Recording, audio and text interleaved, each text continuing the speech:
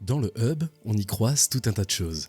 Des marchands qui gueulent que leurs prix sont les meilleurs, des aventuriers qui cherchent du travail, des affiches collées de travers sur les murs, des avis de recherche pour des bandits, des prospectus de spectacles en tout genre, et cette impression très nette que chaque ruelle peut vous vendre soit une quête légendaire, soit une intoxication alimentaire.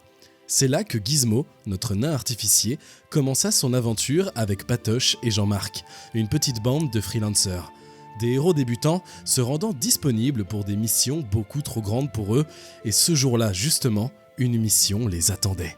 Un vieux nain en robe, au chapeau pointu, à la barbe soignée et au regard dramatique, se présenta sous le nom de Veldimax le Grand. Avec sa pipe en bois au bec, il avait l'assurance de ceux qui connaissent les secrets de l'univers. Et Veldimax ne proposait effectivement pas une quête ordinaire. Il fallait retrouver Cassandra, la dernière des dragonnes, et la tuer avant la fin du solstice. Selon lui, c'était maintenant ou jamais. Si l'on traînait trop, Cassandra deviendrait trop puissante pour nous et nous étions les seuls disponibles. En bref, il fallait se dépêcher.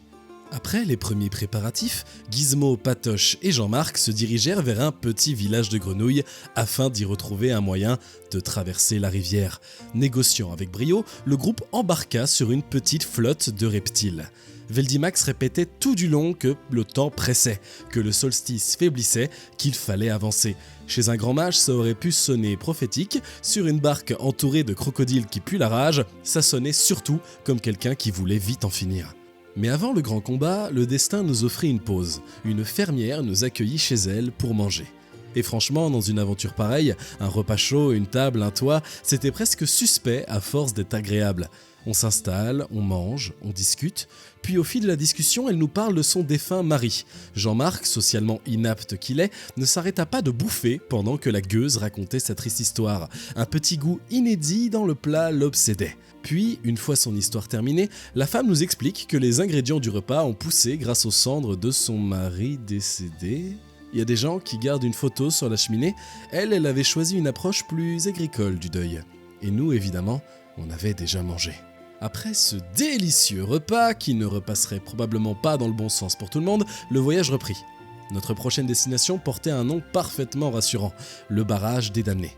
Un lieu où le nom semble avoir été choisi par quelqu'un qui voulait vraiment éviter les touristes.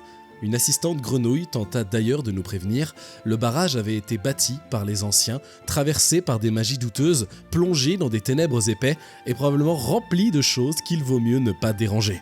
Alors évidemment, nous y sommes allés. La rivière devint plus inquiétante, jusqu'à ce qu'une immense fissure apparaisse dans le barrage, une gueule de pierre froide et humide, ouverte sur des couloirs noirs. C'est là que Veldimax nous annonça qu'il fallait retrouver Jérémy. Jérémy vivait dans les ruines, Jérémy était son ami, Jérémy avait quelque chose pour nous aider contre Cassandra. À ce stade, on ne savait pas encore qui était Jérémy, mais vu le niveau général de l'expédition jusqu'à présent, il y avait peu de chances que ce soit un sage lumineux dans une robe blanche. Effectivement, Jérémy était un troll crasseux, planqué dans les ténèbres. Il nous donna la clé de la victoire, un parchemin censé nous donner un avantage contre Cassandra. Également, il nous donna un indice, le dragon déteste le froid. Enfin, quelque chose de concret. Et ça tombait bien parce que Gizmo, il avait trouvé une arme de givre quelques minutes plus tôt.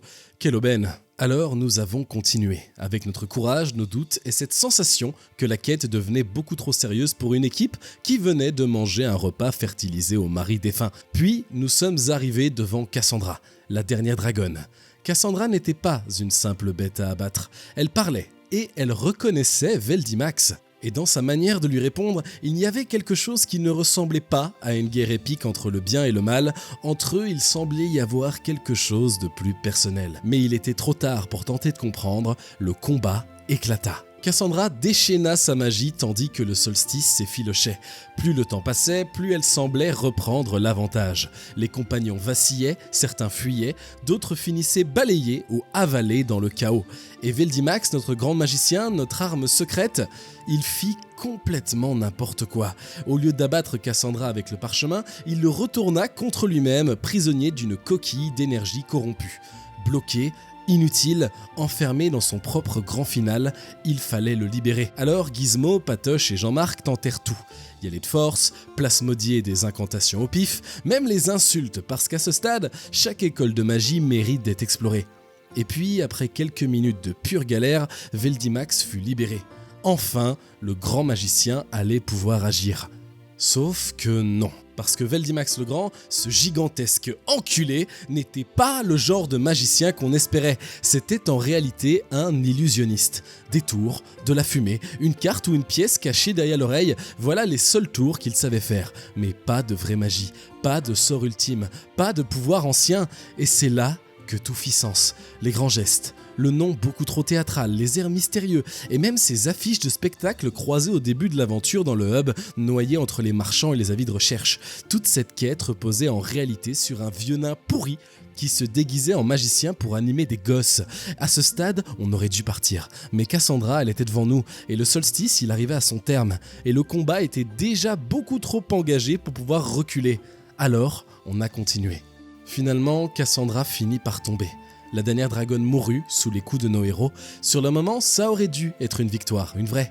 Le genre qu'on raconte dans les tavernes, le genre qui donne des titres, de la gloire, une réputation. Alors le groupe se tourna vers Veldimax afin de lui demander des comptes. Ce dernier expliqua pourquoi il voulait la mort de Cassandra. La dragonne avait couché avec sa femme. Quoi ? Pas de menace pour le royaume ? Pas de guerre ancienne ? Nous avions traversé un barrage maudit, recruté un troll crasseux, survécu à une dragonne légendaire, et tout ça parce qu'un nain qui pue des pieds avait décidé que la meilleure manière de faire le deuil de son couple, c'était de tuer celle qui avait conquis le cœur de son ex-femme.